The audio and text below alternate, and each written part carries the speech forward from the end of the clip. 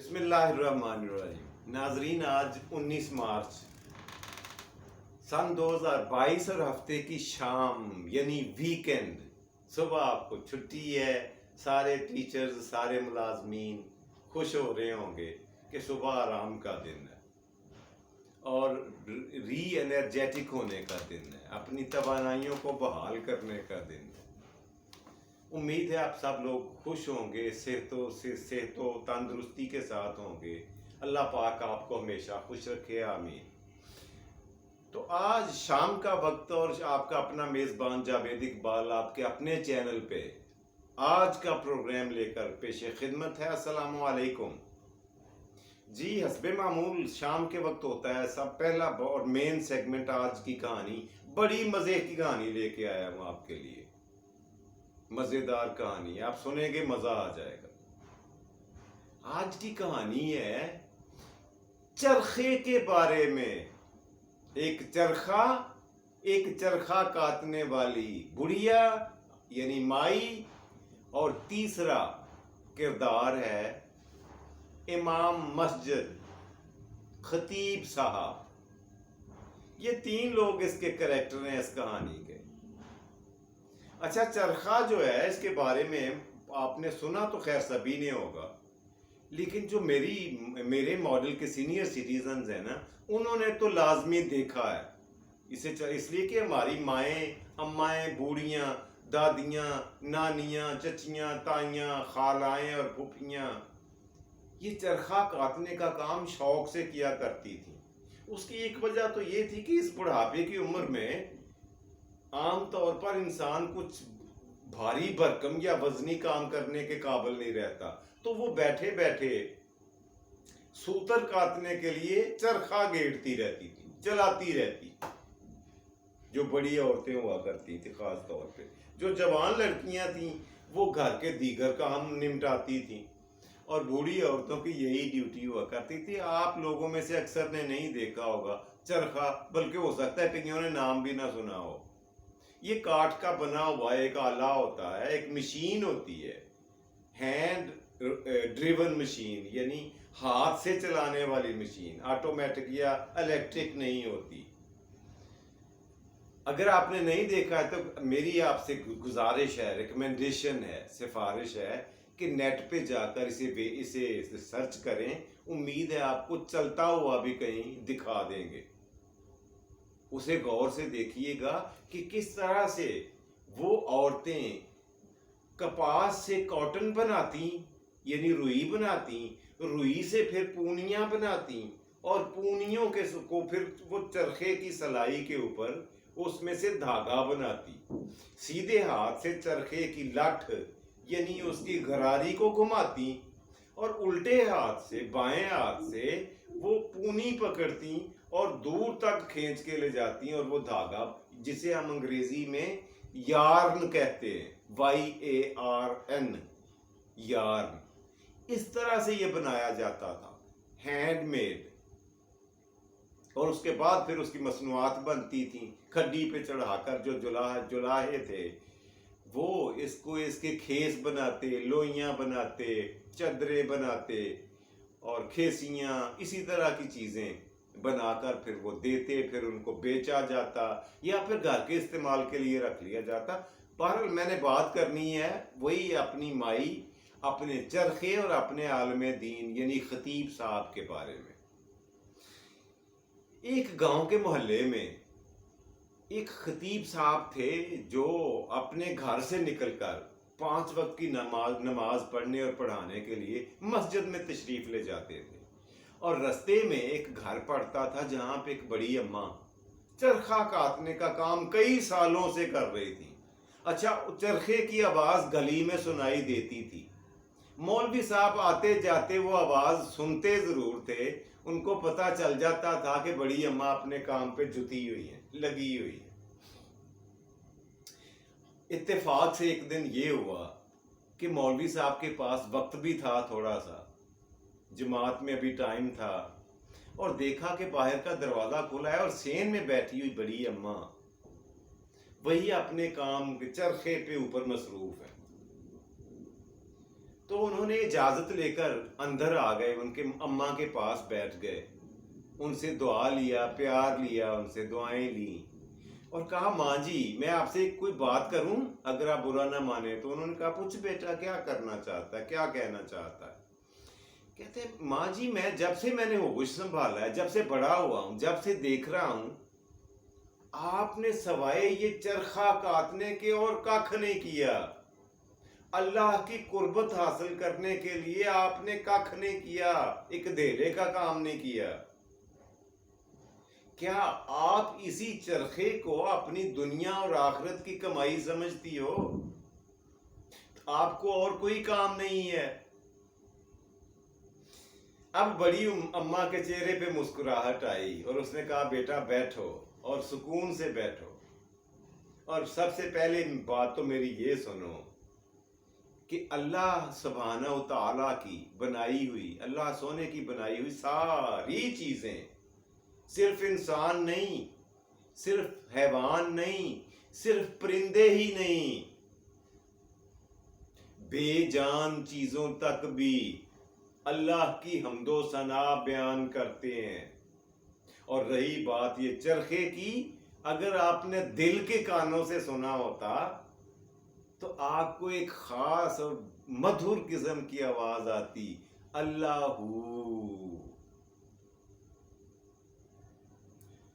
وہ آواز، وہ ورد بن گیا ہے میرے لیے، چرخے کی وہ آواز وہ میرے لیے وہ ورد بن گیا ہے جو ہر سانس کے ساتھ میں پکارتی ہوں اللہ۔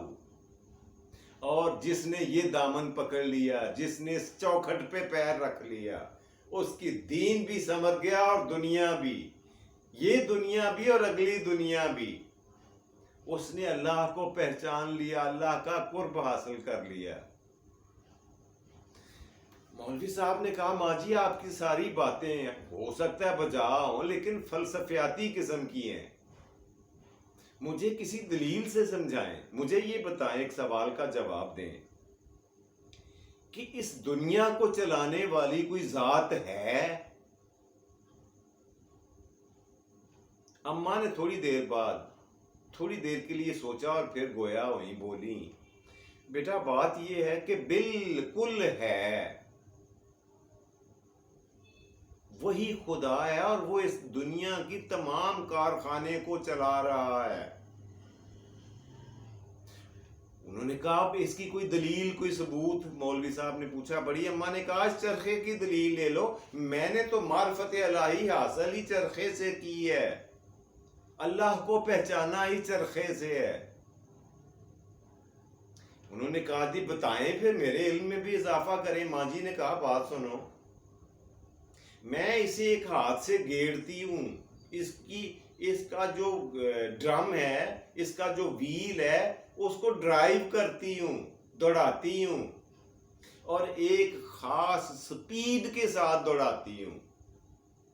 اگر میں دوڑانا بند کر دوں، روک دوں، تو یہ چرخہ پورے کا پورا اپنا کام ترک کر کے چھوڑ کے بیٹھ جاتا ہے، ساکت ہو جاتا ہے، بے آواز بے جان ہو جاتا ہے۔ بالکل یہی مثال ہے اللہ سبحانہ و تعالیٰ کی کہ اگر یہ چھوٹا سا چرخہ میرے ہاتھوں کے بغیر، میری موجودگی کے بغیر خود سے نہیں چل سکتا، تو دنیا و کائنات کی اتنے جہان، اتنی مخلوقات بغیر کسی ہستی کے کیسے چل سکتے ہیں؟ کارخانہ قدرت کیسے آگے، ایک انچ آگے نہیں بڑھ سکتا بغیر کسی وجود کے چلائے، بغیر کسی ہستی کے آپریٹ کیے۔ اب مولوی صاحب نے کہا چلو یہاں پہ تو آپ کا تکا لگ گیا، اگلی بات یہ بتائیں کہ اس کو چلانے والی ہستی ایک ہے یا دو ہیں؟ دوسرا سوال یہ تھا۔ اب ماں جی نے کہا کہ اس سوال کا بھی جواب اس چرخے میں موجود ہے۔ اس نے کہا ماں جی مجھے بھی بتا دیں، میرے نالج میں اضافہ کریں، مجھے تو نہیں پتا۔ وہ کیسے؟ کہتی ہے دیکھو یہ بہت چھوٹی سی مشین ہے، کاٹ کی بنی، لکڑی کی بنی ہوئی، اس کو میں اکیلے چلاتی ہوں، اور مجھے پتا ہے کہ اس کو کلاک وائز گھمانا ہے، اس کو ڈرائیو کرنا ہے۔ اگر میرے ساتھ کوئی اور عورت بیٹھ کر وہ میرے ہاتھ کے ساتھ ہاتھ ملا کر اس کو چلانا چاہے، اس چرخے کو، تو اس میں جلد ہی فوراً سے پہلے اس میں بگاڑ آ جائے گا، خرابی آ جائے گی۔ وہ ایسے کہ یا تو اس کی سپیڈ کم ہو جائے گی یا زیادہ ہو جائے گی۔ اس کو ایک خاص سپیڈ پہ رکھنا ہے، وہ مجھے ہی پتا ہے، اور وہ میں اکیلے ہی کر سکتی ہوں۔ دوسری عورت اگر کاریگر ہو بھی نا تو دو مل کے نہیں چلا سکتے اسے۔ اب بتائیں کہ وہ ذات اگر دو ہوں، دنیا کو چلانے والی ذاتیں اگر ایک کی بجائے زیادہ ہوں، دو ہوں، تو وہ تو ایک زور کم لگائے گا، دوسرا زیادہ لگائے گا، ان کا آپس میں کمبینیشن نہیں بنے گا، بیلنس خراب ہو جائے گا، یہ کارخانہ قدرت ٹھپ ہو جائے گا، الٹ کے رہ جائے گا۔ یہ جو دن کے بعد رات اور رات کے بعد دن آتا ہے، یہ سارے سلسلے ہی ختم ہو جائیں گے اگر اس میں کسی دوسرے کی مداخلت ہو تو۔ اس لیے کہ دو لوگ مل کر ایک چرخہ نہیں چلا سکتے ڈھنگ کے ساتھ، طریقے سلیقے کے ساتھ۔ تو اتنی بڑی دنیا کو کیسے چلایا جا سکتا ہے؟ ایک سے زیادہ لوگ مل کر کیسے چلا سکتے ہیں؟ کہ مجھے پتا ہے یا میرے ہاتھوں کو پتا ہے کہ کس وقت کس طرف گھمانا ہے ویل کو اور کس سپیڈ سے گھمانا ہے۔ اگر کوئی دوسرا ہاتھ شامل ہوگا تو اس کی ردم ٹوٹ جائے گی، بیلنس خراب ہوگا، یہ چل ہی نہیں سکتا چرخہ۔ یہ سب سے بڑی دلیل یہ ہے کہ نظام ہستی چلانے والا صرف اور صرف واحد مطلق ہے، صرف ایک اللہ ہے، دو نہیں ہے یا دو سے زیادہ نہیں ہے۔ لو جی، یہ باتیں سننے کے بعد مولوی صاحب کی جب جماعت کا وقت ہو گیا تو انہوں نے اجازت چاہی، لیکن جاتے جاتے وہ سوچتے جا رہے تھے کہ واقعی جو کچھ بڑی اماں نے کہا، ان باتوں میں، ان دلائل میں وزن تو ہے۔ جو کچھ انہوں نے کہا ہے مجھے، اور ایک ان پڑھ ہونے کے باوجود یہ اتنا کچھ معرفت کی اتنی پہچان رکھتی ہیں، اور مجھے پڑھا لکھا ہو کر ان کو امتحان لینے کا خیال بھی کیسے آیا؟ وہ دل ہی دل میں شرمندہ بھی ہو رہے تھے اور سوچوں میں بھی گم تھے کہ بڑی اماں تو کبھی کسی اسکول میں نہیں پڑھی، کسی استاد سے تعلیم حاصل نہیں کی، کسی یونیورسٹی میں نہیں گئیں، کوئی M Phil P H D نہیں کی۔ ان کو اللہ کے بارے میں، اللہ کی موجودگی اور اس کی وحدانیت کے بارے میں کتنی جامع اور مدلل دلائل اس نے دیے ہیں۔ واقعی وہ سوچنے پر مجبور ہوئے کہ کوئی تو ہے جو نظام ہستی چلا رہا ہے، وہی خدا ہے، جو رات کو دن اور دن کو رات بنا رہا ہے، وہی خدا ہے۔ کوئی تو ہے، کوئی ہستی تو ہے، ورنہ یہ ماہو سال، دن مہینے سال، اور یہ سورج اور چاند ستارے اپنی گردش، اپنی وقت پر، اپنے مدار میں کیسے گھوم سکتے ہیں، کیسے حرکت کر سکتے ہیں؟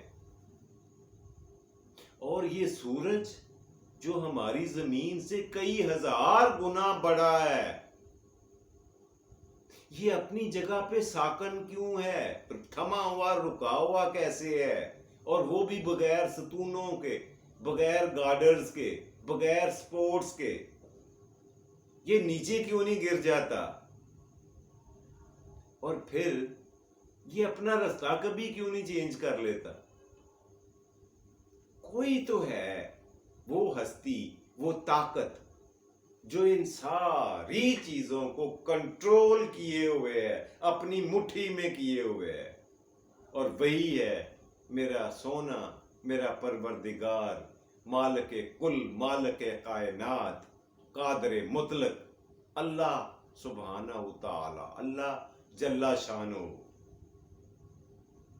جی جانے من، یہ سرکار یہ تھی آج کی میری کہانی جو میں نے آپ کی خدمت میں پیش کرنی تھی۔ آج کے پروگرام کا دوسرا سیگمنٹ، آج کا سوال، مگر پچھلے سوال جواب کے بارے میں ڈسکس کر لیں تھوڑا سا۔ پچھلے پروگرام میں میں نے پوچھا تھا کہ وہ کون سا پاکستان کے کل 24 دریاؤں میں سے ایک دریا کون سا ہے جس کے کناروں پہ سب سے زیادہ آبادیاں ہیں، لوگ آباد ہیں، اور یہ بھی بتا دیا تھا ہمارے اپنے پنجاب میں ہے۔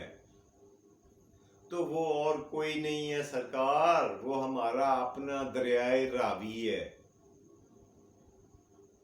دریائے راوی ہی وہ واحد دریا ہے پاکستان کا جس کے دونوں کناروں پر سائز میں سب سے لمبائی میں سب سے چھوٹا ہونے کے باوجود بہت ساری آبادیوں کو اپنے کناروں پہ بٹھائے بیٹھا ہوا ہے، اپنے کندھوں پہ، اپنے جسم پہ، اپنے دائیں بائیں آباد کی ہوئی ہیں بہت سارے دیہات، بہت سارے شہر۔ جی تو آج کا سوال نوٹ فرما لیں جس کا جواب آپ نے مجھے کل دینا۔ اچھا یہ تو آپ کو، مجھے سب کو پتا ہے نا کہ جو ہمارا اولین تھا قبلہ جس کی طرف منہ کر کے نماز پڑھی جاتی تھی، وہ تھا بیت المقدس۔ پھر ایک وقت وہ آیا جب دوران نماز میرے سونے آقا صلی اللہ علیہ وآلہ وسلم نے اپنا رخ مبارک بیت المقدس کی طرف سے پھیر کر بیت اللہ کی طرف کر لیا تھا۔ اسے کہتے ہیں کعبہ کی قبلہ کی تبدیلی ہوئی تھی نا، آپ کو ساری بات یاد آ گئی ہوگی۔ آپ نے یہ بتانا ہے کہ یہ خوبصورت واقعہ میرے سونے کی حیات مبارکہ کے کس سال میں واقع ہوا، یا چلیے یوں بتا دیں کہ کس سن میں۔ یہ بتا دیتا ہوں کہ یہ ہجرت مدینہ کے بعد ہوا تھا۔ وہ ٹوٹل 10 سال ہیں۔ جب آپ کی عمر مبارک 53 سال تھی تب آپ نے ہجرت فرمائی مکہ سے مدینہ، اور جب آپ کا وصال مبارک ہوا، جب آپ نے دنیا فانی سے پردہ فرمایا، تب آپ کی عمر 63 یعنی 63 سال تھی۔ ان 10 سالوں میں سے ایک سال ہے وہ جب یہ قبلے کی تبدیلی کا واقعہ ہوا تھا۔ وہ سن بتا دے۔ جی تو یہ تھا آج کا دوسرا سیگمنٹ، اور تیسرا مزیدار سیگمنٹ آج کا شعر۔ تو آج کا شعر جو میں آپ کے لیے منتخب کر کے لایا ہوں وہ بڑا مزے کا ہے۔ شعر اس طرح سے ہے، مانا کہ لفظوں کے تم بادشاہ ہو صاحب، مانا کہ لفظوں کے تم بادشاہ ہو صاحب، مگر خاموشیوں پر ہم بھی راج کرتے ہیں۔ جی یہ تھا آج کا شعر، امید ہے آپ کو اچھا لگا ہوگا۔ اللہ سبحانہ و تعالیٰ سے دعا ہے کہ آپ سب کو آسانیاں تقسیم عطا فرمائے اور آسانیاں تقسیم کرنے کی توفیق دے۔ اپنا اور اپنے پیاروں کا ڈھیر سارا رکھیے گا خیال، مجھے اپنی دعاؤں میں یاد رکھیے گا۔ آپ کے فیڈ بیک کا انتظار رہتا ہے، یہ زحمت کر دیا کریں۔ اللہ سونا حامی و ناصر۔